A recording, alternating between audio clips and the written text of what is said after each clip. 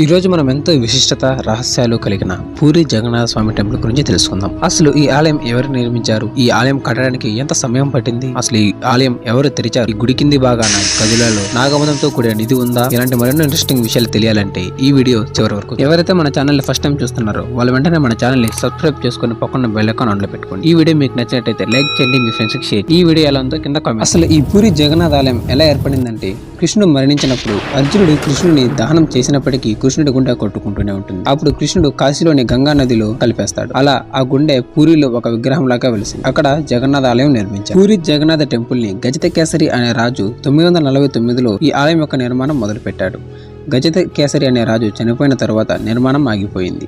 దీన్ని 1078లో కళింగ ఆర్కిటెక్చర్ తో అనంతవర్మ చూడ గంగాదేవ అనే రాజు తిరిగి ప్రారంభించారు. ఈ గుడి 1190లో ఆనంగ భీమదేవ అనే రాజు ఓపెనింగ్ చేశారు. అప్పట్లోని ఈ గుడి దగ్గర రత్న బండారం అనే ఒక ప్లేస్ ని నిర్మించారు. రత్న బండార్ అంటే ది ట్రెజర్ ట్రూవ్. ఆ ప్లేస్ లోనే 3 గదులను నిర్మించారు. అప్పటి రాజులు తూర్పు దక్షిణాన ఉన్న రాజ్యాల నుండి గెలిచిన సంపదను ఈ గుడిలో ఉన్న పురుషోత్తముడికి సమర్పించారని చరిత్రలో చెప్తుంటారు. ఒక రాజు సుమారుగా 1500 కేజీల బంగారాన్ని సమర్పించారని చెప్పుకుంటుంటారు. ఆ దేవుడికి సమర్పించిన నిధులను భద్రపరచడానికి ఆ రహస్య గదులను నాగమదంతో నిర్మించారని చెప్తారు. రత్న బండారం మొత్తం 2 భాగాలు, ఒకటి బితర్, ఇంకోటి బహర్ బంతార్. వీటిని inner chamber and outer chamber అని కూడా అంటారు. మనం ఈ దేవాలయాన్ని ఎలా దర్శించుకుంటామంటే, మొదటిగా భోగ మండపం, తరువాత నాట్య మండపం, తర్వాత జగన్మోహ మండపం, చివరగా గర్భాలయాన్ని మనం దర్శించుకుంటాం. ముఖ్యంగా ఈ ఆలయంలో 3 విగ్రహాలను మనం చూడవచ్చు. అందులో ఒకటి జగన్నాథ విగ్రహం, మరొకటి సుభద్ర విగ్రహం, ఇంకొకటి బలభద్ర విగ్రహం. ఈ విగ్రహాలు పూర్తిగా చెక్కతో చేసి ఉంటాయి కాబట్టి ఈ విగ్రహాల్ని ప్రతి 12 సంవత్సరాలకి లేదా 19 సంవత్సరాలకి మారుస్తూ ఉంటారు. ఇలా మార్చేటప్పుడు అక్కడున్న పూజారులకు ఆ గుండె శబ్దం వినపడుతుందని చెప్తుంటారు. ఈ ఆలయంలో ప్రతి సంవత్సరం ఎంతో అంగరంగ వైభవంగా పూరి జగన్నాథ యాత్రని చేస్తారు. ఈ ఆలయంలోని విగ్రహాలకు కళ్ళు పెద్దగా ఉండడం మనం గమనించవచ్చు.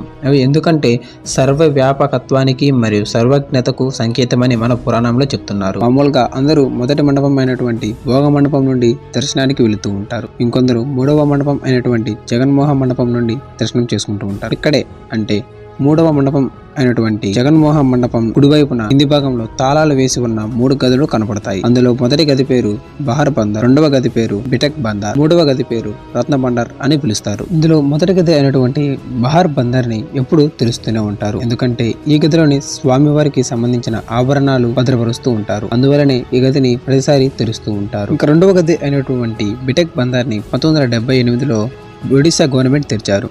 అప్పుడు అందులో ఎన్నో కోట్ల విలువ చేసే వజ్రాలు, కిరీటాలు, ఆభరణాలు, రాజు యొక్క సింహాసనాలు, బంగారంతో చేసిన పల్లాలు, వజ్ర వైడూర్యాలు మనం లెక్క పెట్టలేనంత సంపద లభించింది. ఇందులో ఆశ్చర్యం ఏమిటంటే ఈ నిధిని మొత్తం లెక్క పెట్టడానికి 74 రోజులు పట్టింది. అందులో 188 కేజీల బంగారం, 250 కేజీల సిల్వర్ దొరికింది. 3వ గది అయినటువంటి రత్న బండార్ని తెరవడానికి ఎప్పుడో అనుమతించిన రాజకీయ సమస్యల వలన ఈ గదిని చాలా సంవత్సరాలుగా తెరవలేదు. కానీ 2024లో జరిగిన ఎలక్షన్స్ లో గెలిచిన బీజేపీ గవర్నమెంట్ చెప్పిన ప్రకారం 3వ గదిని తెరవడానికి అనుమతించింది.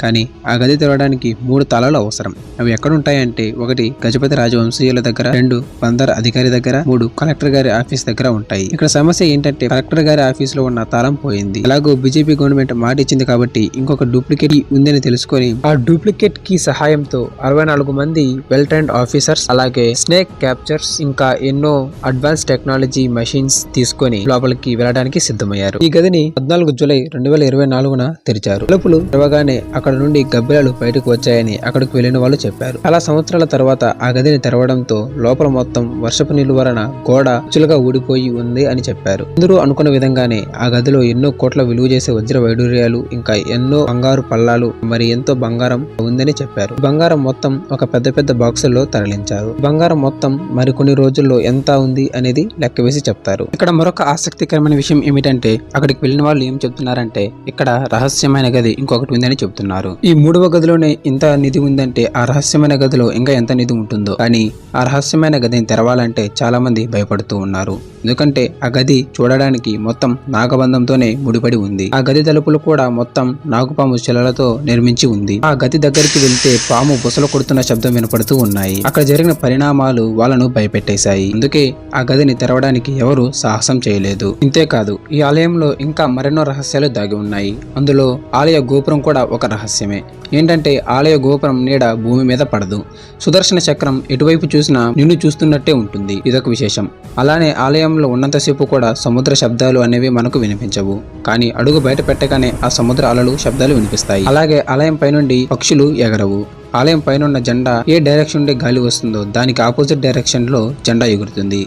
ఇలాంటి మరెన్నో అద్భుతాలు ఈ ఆలయంలో మనం చూడవచ్చు. కానీ వీటిలో కొన్ని మాత్రమే నిజాలు, మిగిలినవన్నీ కల్పితాలని చెబుతున్నారు. ఇది మేము చెబుతున్నది కాదు. నందూరి శ్రీనివాస్ గారు చేసిన రీసెర్చ్ ప్రకారం ఏం తెలిసిందంటే గోపురం యొక్క నీడ భూమి మీద పడుతుంది అని ఫొటోస్ కూడా ఉన్నాయి. అలాగే ఆ గోపురం మీద పక్షులు ఎగురుతూ ఉండడం కూడా ఫొటోస్ తీశారు. అని సముద్ర శబ్దం మాత్రం లోపలికి వినపడదు. ఎందుకంటే ఆలయం కళింగ ఆర్కిటెక్చర్ వాళ్ళు అడ్వాన్స్ టెక్నాలజీ సౌండ్ ప్రూఫ్ వాల్తో నిర్మించారు. అలా కేవలం నందూరి శ్రీనివాస్ గారు కాకుండా ఎంతో మంది అక్కడ సేవ చేసే పూజారు కూడా ఒక టీవీ ఇంటర్వ్యూలో చెప్పడం జరిగింది. ఇవన్నీ కాకుండా గోపురం పైన ఉన్న జెండా మీద ఎన్నో విమర్శలు వచ్చాయి. కొంతమంది ఆ జెండా నిజంగానే ఆపోజిట్ డైరెక్షన్ లో ఎగురుతుందని, కొంతమంది ఎగరదని విమర్శలు జరిగాయి. కానీ ఇప్పటికీ నిర్ధారితం లేదు. మనం తిరుపతి వెంకటేశ్వర స్వామిని ఎలాగైతే ఇష్టంగా పూజిస్తామో అక్కడి ప్రజలు కూడా ఈ పూరి జగన్నాథ టెంపుల్ ని అంతే ఇష్టంగా పూజిస్తూ ఉంటారు.